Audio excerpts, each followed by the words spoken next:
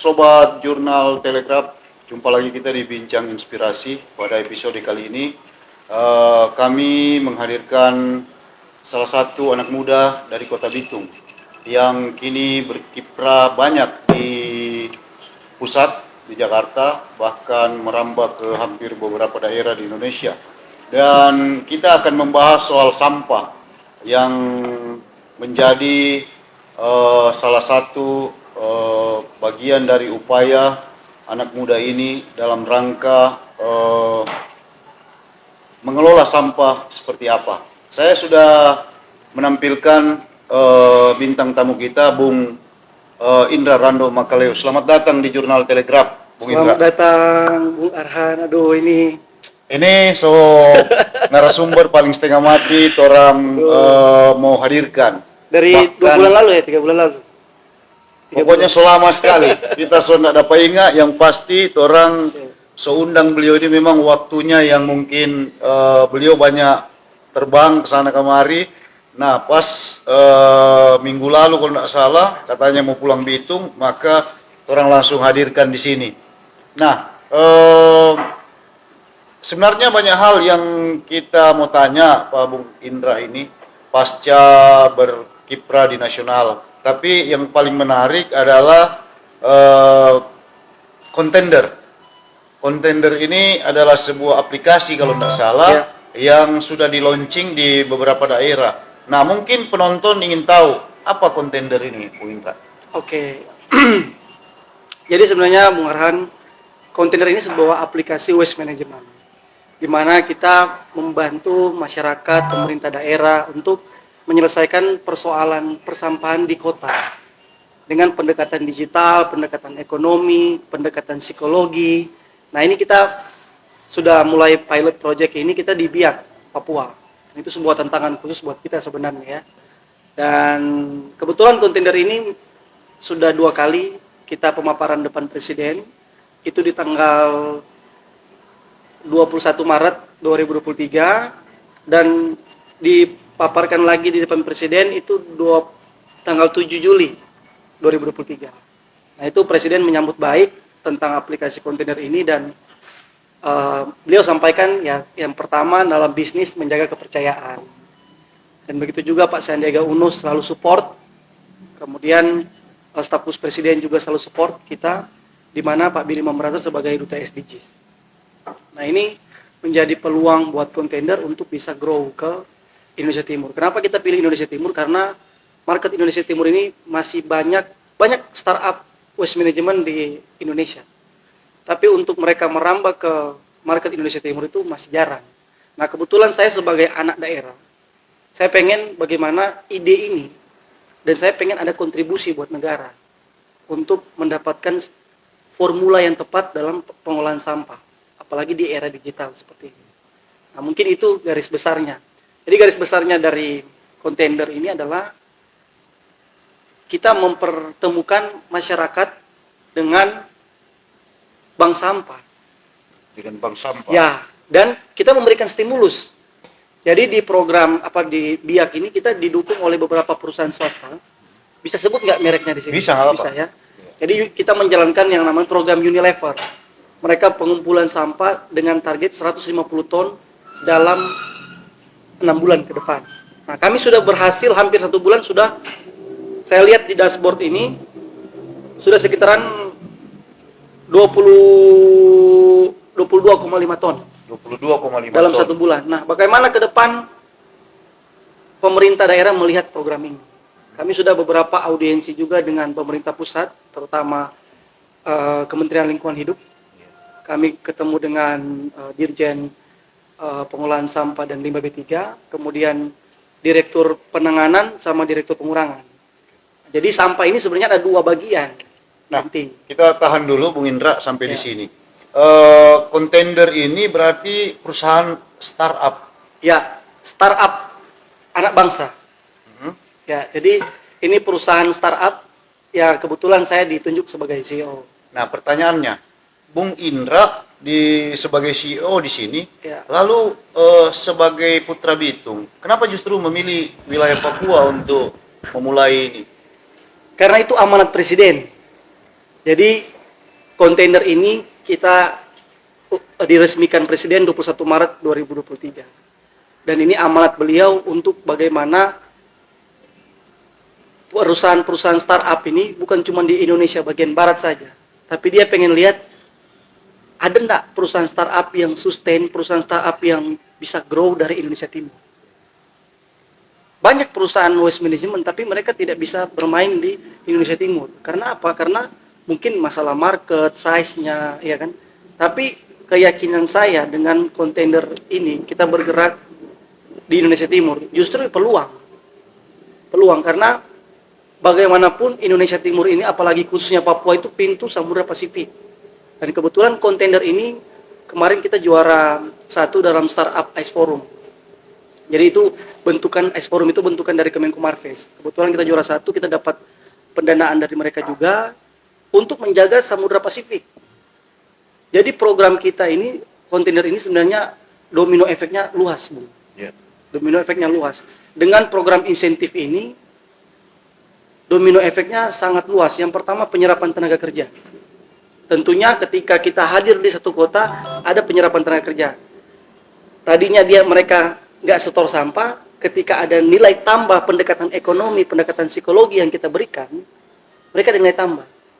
Sekarang harga sampah di rata-rata di Indonesia Timur ini 1.500, itu campuran, tidak dikelola.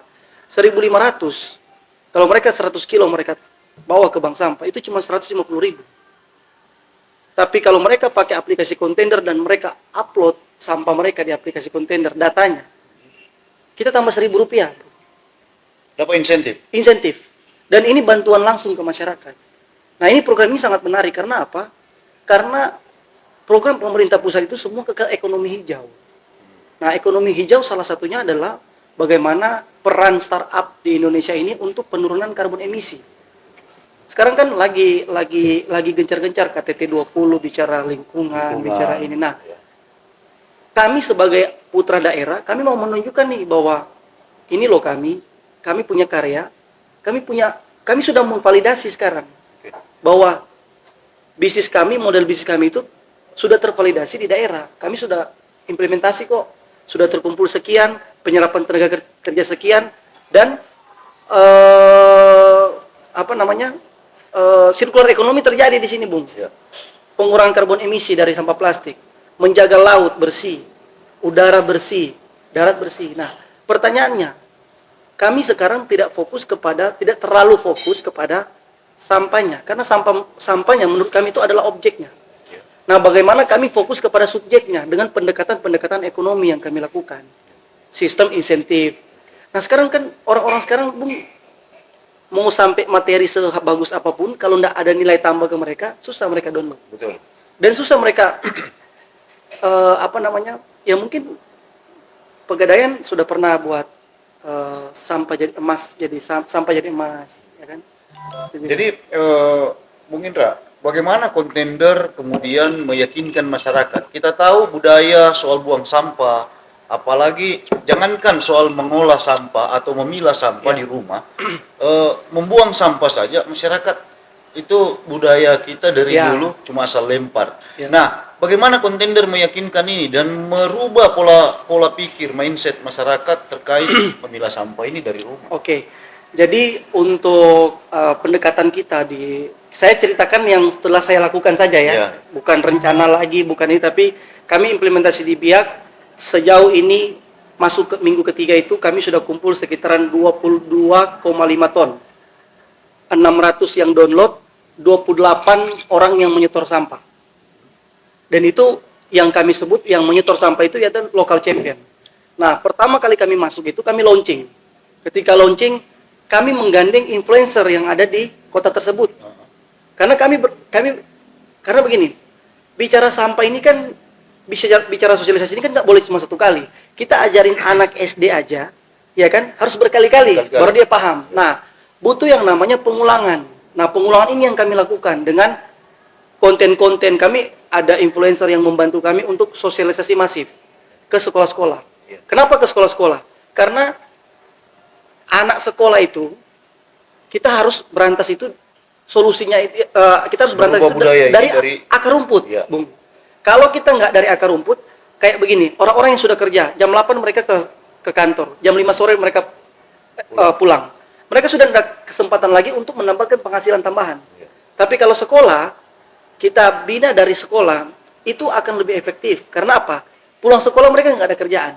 Nah, ketika kita kasih pendekatan ekonomi bahwa ada insentif, dan kita nggak perlu ini lagi, anak sekolah tuh butuh kebutuhan, sudah menjadi kebutuhan utama juga, mereka harus beli kota, mereka harus beli ini. Nah, itu juga penting. Nah, pendekatan kita adalah bagaimana kita mengulang. Nah, kenapa pengulangan? Pengulangan ini sangat baik, Bu. Karena satu dinas, bukan di Bitung tapi di luar sana, mereka satu tahun anggaran itu cuma 2 kali atau 3 kali sosialisasi saja. Nah, bagaimana 1 tahun 3 kali sosialisasi masyarakat mau terdidik? Tapi dengan adanya kontender, kita 1 minggu, 1 bulan 4 kali sosialisasi. Kemudian 1 bulan 8 konten tentang persampahan. Kemudian kita bikin lomba konten persampahan. Tapi dengan syarat, kalau mau ikut lomba harus setor sampah dulu ke kita. Gitu. Sekarang di Biak Numfor keberhasilannya luar biasa. Bung, kalau ada waktu ke Biak Numfor tidak ada lagi sampah di sana. Terutama sampah plastik. Kenapa? Karena masyarakat lihat sampah plastik ada nilainya. Nah, itu fungsi kontender untuk merubah mindset. Bahwa sampah ini ada nilainya. Ketika mereka tahu bahwa sampah ini ada nilainya, itu namanya terbentuk namanya habit, kebiasaan.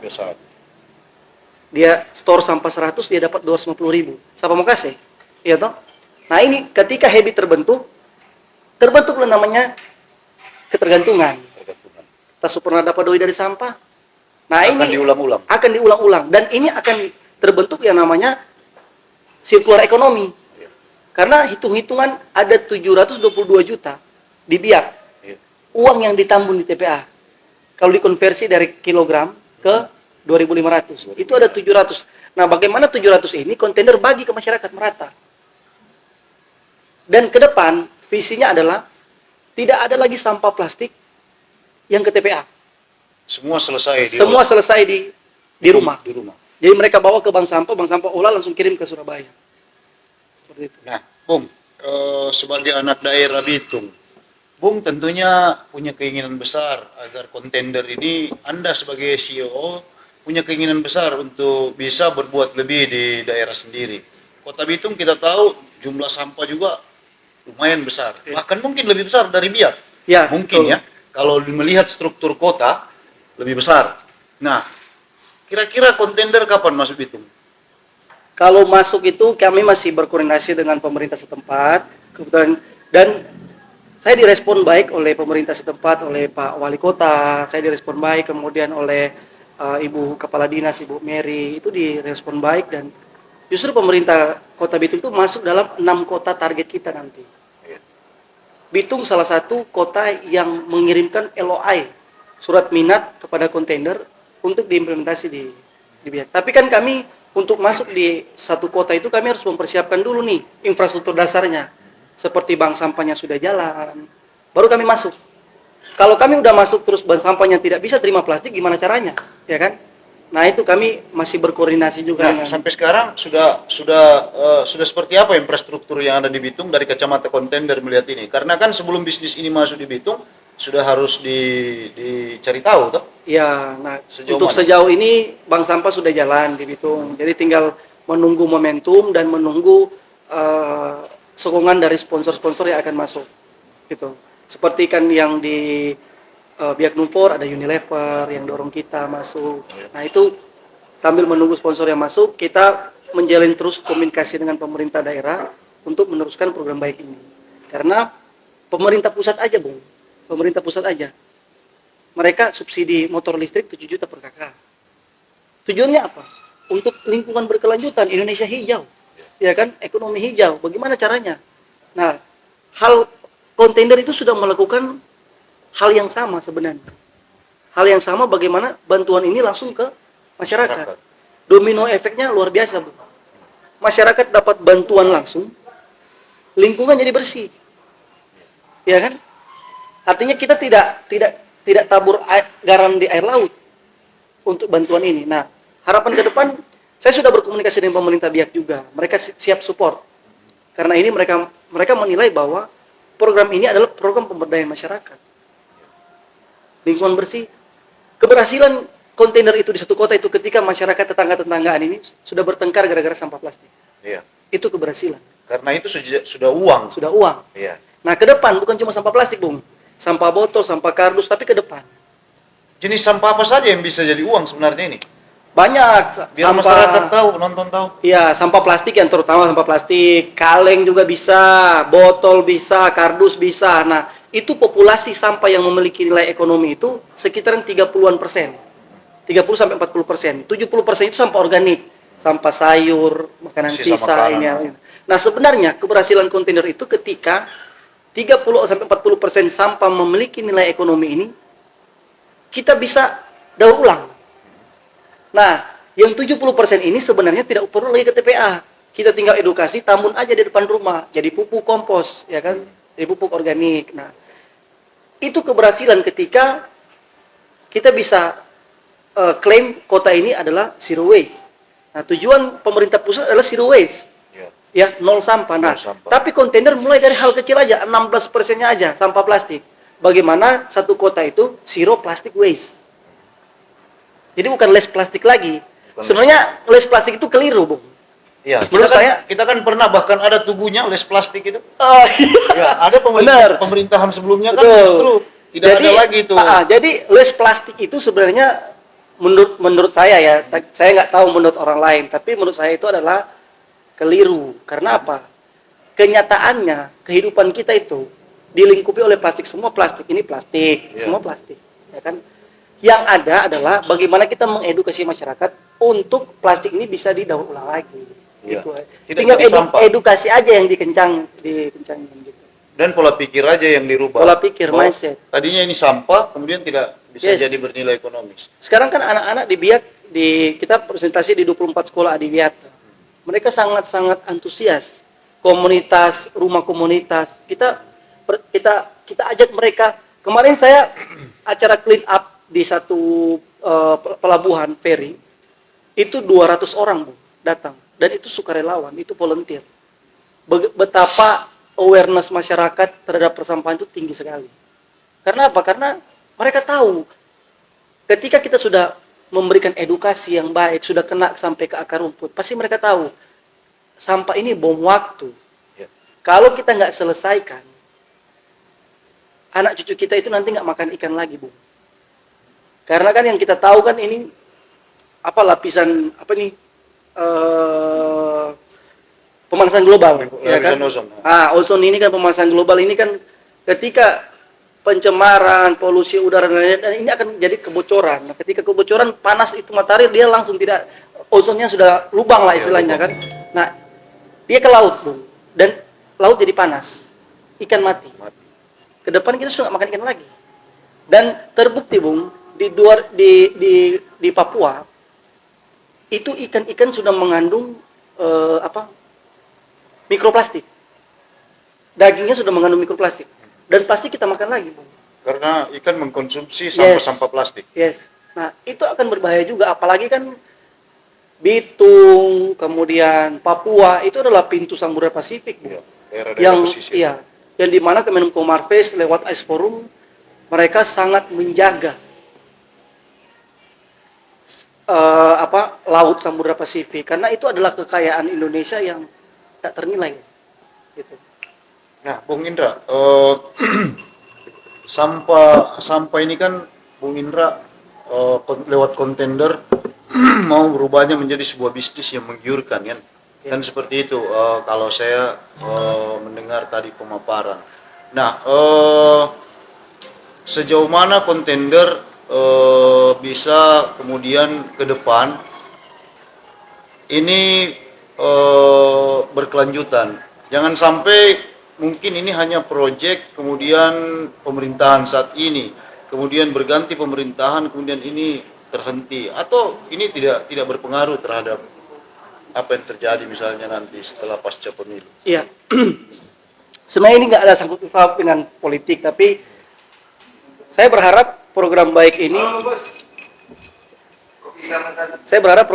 bisa ditangkap oleh pemerintah daerah ya. Maksudnya program baik ini bisa ditangkap oleh pemerintah daerah dan saya berharap juga sebenarnya tanpa pemerintah daerah pun kita bisa implementasi satu kota, tapi keberlanjutannya ini. Nah, keberlanjutan ini kan tergantung dari sponsorship atau tergantung dari funding dari perusahaan-perusahaan swasta. Karena perusahaan-perusahaan swasta ini mereka punya kewajiban untuk melaporkan berapa sampah yang mereka produk yang mereka bawa ke satu daerah, berapa juga yang mereka tarik. Ya. Nah, ini akan jadi laporan buat Seknas SDGs ya kan, bahwa mereka sudah tarik sampah lagi. Nah, itu lewat kita. Nah, pertanyaannya kota mana yang mereka mau seperti itu. Nah, itu menjadi salah satu program sustainability mereka.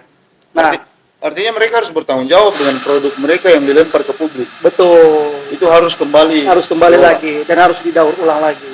Jangan sampai ini jadi bom waktu, bro. Jadi kalau sampah ini kita hanya penanganan saja, tidak ada pengurangan, ini akan jadi bom waktu.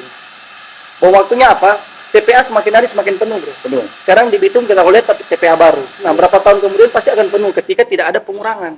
Ya. Nah, harapan besar kontainer adalah bagaimana kita melakukan sosialisasi masif, baik online maupun offline, untuk mengedukasi masyarakat, mindsetnya dirubah bahwa sampah ini ada nilainya, dan jangan buang sampah atau pilah sampah di rumah. Dari rumah. Selama ini masyarakat Indonesia cuma mengenal satu jenis sampah, bro. Ya. Sampah campuran, pokoknya semua dicampur, taruh nanti pemerintah yang angkut. Nah, ini mindset ini. Sampah itu kita sepakat dulu, sampah itu adalah menjadi tanggung jawab bersama. Jadi sampah itu menjadi tanggung jawab bersama berdasarkan amanah undang-undang. Ya. Kita merubah mindset bahwa nanti sampah itu kan pemerintah, orang kok bayar pajak. Ya. Nah, Ada yang urus kok. Iya, ada urus kok. Enggak, tapi sampah itu menjadi tanggung jawab bersama. Ini yang kita harus rubah. Pola pikir yang harus kita rubah. Bahwa sampah adalah menjadi tanggung jawab bersama. Makanya kenapa kontainer masuk di sini dengan program insentif ini? Kami ingin merubah mindset. Bahwa mindset ini penting. Masyarakat harus tahu dulu nih, mindset ini penting. Sampah ada nilainya, sampah ini ada tanggung jawab bersama. Jadi kita sebenarnya tidak terlalu fokus di pengolahan sampahnya malahan.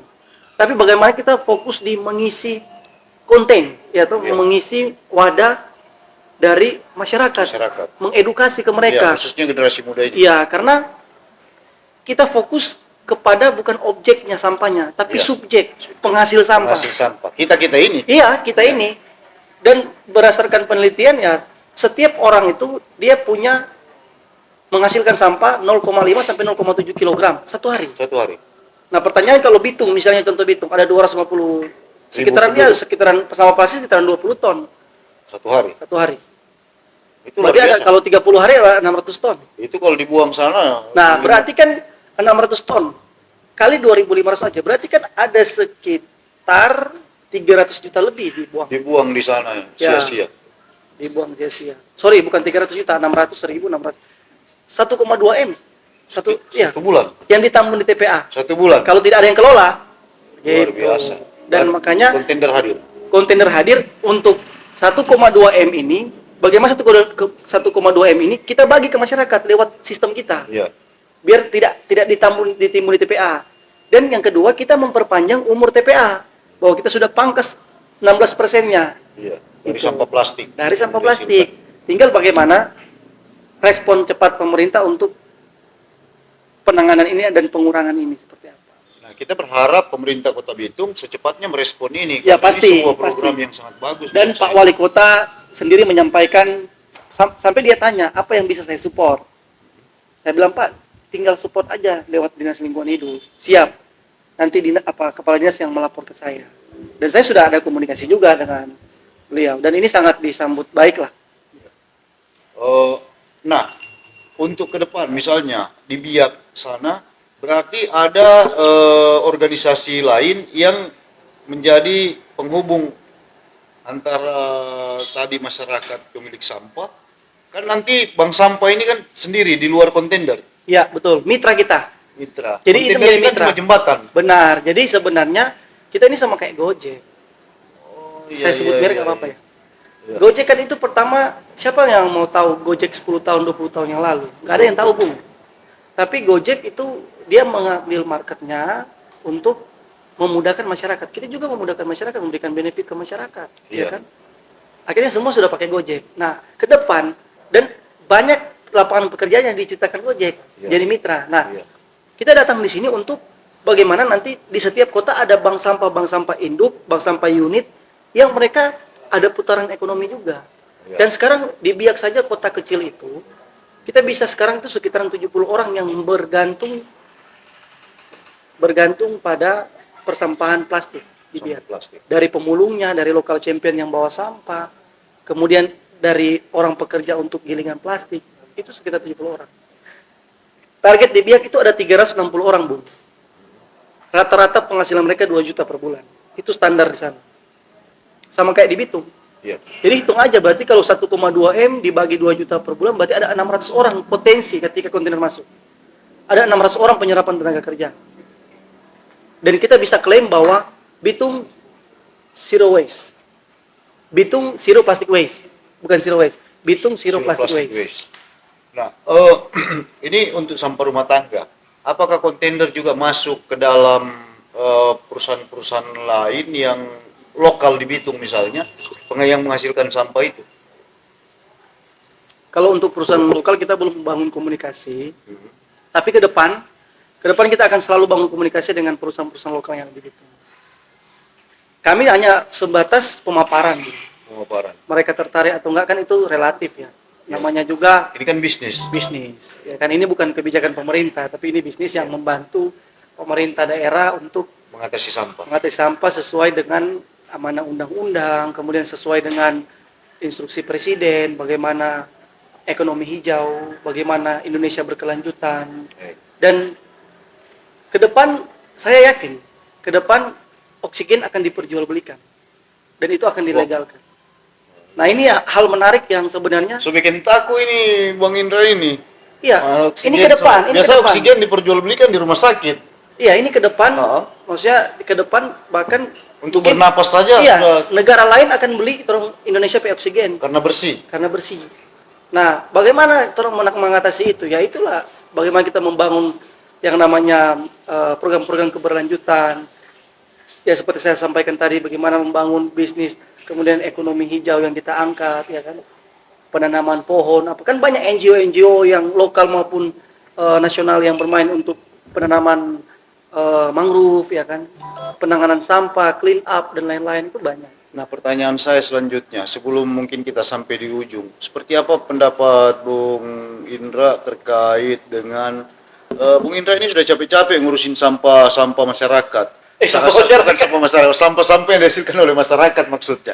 Nah, tapi di sisi lain, Bung Indra punya keinginan semua mungkin masyarakat agar kita punya lingkungan yang bersih, udara yang segar, terus kemudian lapisan ozon ini yang tidak cepat-cepat mau bocor. Ya. Tapi di sisi lain, apa yang Bung Indra lakukan itu mungkin hanya sekian persen dari apa yang dilakukan oleh para pengusaha besar, membabat hutan, membongkar hutan. Itu justru yang sangat mengganggu dibanding dengan sampah-sampah yang dihasilkan oleh masyarakat. Bagaimana Bung Indra melihat itu dari sisi perjuangan Bung Indra ini untuk melawan perbaikan lingkungan lewat memberikan edukasi ke masyarakat tentang sampah ini? Kalau kita bicara lingkungan itu lingkupnya terlalu luas, Bu. Ya, luas sekali, apalagi kita bicara sampah juga luas sekali. Makanya di Dirjen Persampahan dan Limbah B3 KLHK itu ada sekitaran, kalau salah ada 4 atau 5 direktur. Iya. Dan sampah pun ada 2 direktur penanganan sama direktur pengurangan. Ini beda lagi. Itu kan penanganan itu dia angkut buang TPA, pengurangan ini sosialisasi, daur ulang, itu pengurangan. Iya, pemilahan dari rumah. Nah, sebenarnya kontainer hadir itu yang pertama, kalau kita bicara sampah di Indonesia, kita nggak boleh jauh dari pemerintah. Karena yang sekarang ada di Indonesia adalah pemerintah sebagai regulator, pemerintah juga sebagai operator. Belum ada kan sekarang ini? Iya, belum ada yang Bung dengar bahwa pemerintah sebagai regulator, pemerintah sebagai pihak ketiga sebagai operator. Dan belum ada terdengar bahwa ada TPA swasta, nggak ada. Semua TPA itu pemerintah. Apakah kontainer mau menjadi? Enggak, kita kontainer ikut amanah undang-undang saja. Bahwa kita menjadi startup anak daerah, pihak ketiga, untuk membantu, justru kita datang untuk membantu pemerintah. manajemennya, pengurangannya, sosialisasinya, kita bantu pemerintah. Tidak ada keinginan untuk jadi operator persampahan di daerah-daerah. Itu bukan wewenang saya, Bung. Terakhir, Bung Indra, kira-kira apa yang ingin disampaikan kepada masyarakat, khususnya masyarakat Bitung nih?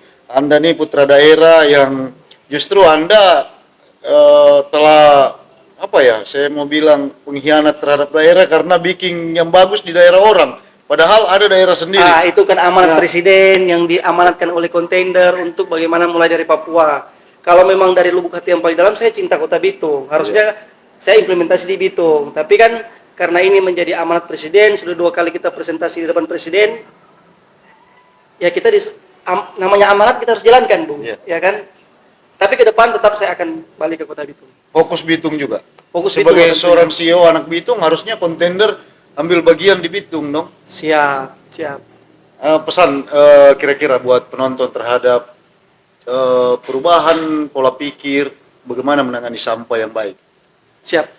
Untuk seluruh masyarakat Kota Bitung, marilah kita untuk sama-sama menjaga kebersihan, menjaga lingkungan tetap bersih, kemudian dengan kita menjaga lingkungan selalu bersih, kita juga menjaga diri kita terhindar dari segala sakit penyakit dan menuju Indonesia yang lebih berkelanjutan.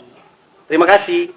Oke, makasih Bung Indra. Itu tadi perbincangan kita dengan Terima kasih. Bung Indra Randi Makaleus, CEO Kontender, sebuah aplikasi yang mengelola sampah dan mencoba mensosialisasikan bahwa sampah itu tidak boleh langsung dibuang, harus dipilah dulu, diolah dulu agar tidak menumpuk di tempat pembuangan akhir sampah.